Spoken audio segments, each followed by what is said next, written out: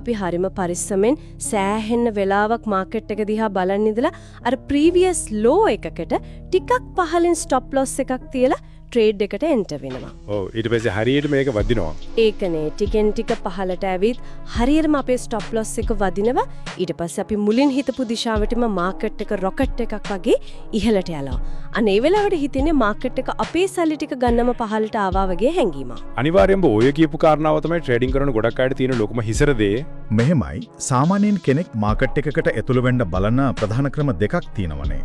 එකක් තමයි අර පවතින සීමාව ඇතුළත ඒ කියන්නේ ඉන්ටර්නල් රේන්ජ් එකේ වෙන රීට්‍රේස්මන්ට් එකක්. හරි.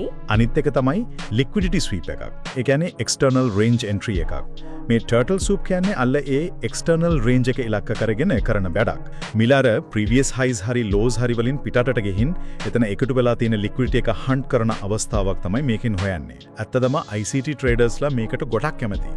උදාහරණයක් විදිහට බයි සෙටප් එකක් ගත්තොත් මිල පහළට ගිහින් අර සෙල් ස්ටොප්ස් ටාගට් කරලා ඒ කියන්නේ හන්ට් කරලා තමයි නැවත හැරෙන්නේ. දැන් අර ප්‍රීවියස් ලෝ එකක් හන්ට් කරපු ගමම්ම හැමතිස්සෙම මාකට් එක අනිත් පැත්තට හරනවද?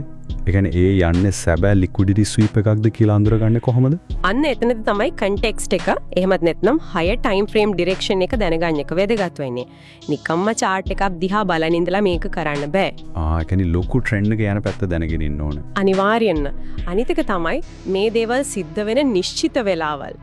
ලන්ඩන් හරි නිව්යෝර්ක් ඕපන් කිල් සෝන් වගේ වෙලාවල් ඇතුලේ මේක වුණොත් ඒකේ probability එක ගොඩක් වැඩි. ඒ වගේම මේකේ නිර්වද්‍යතාවය තවත් තහවුරු කරගන්න අපිට SMT divergence පාවිච්චි කරන්න පුළුවන්.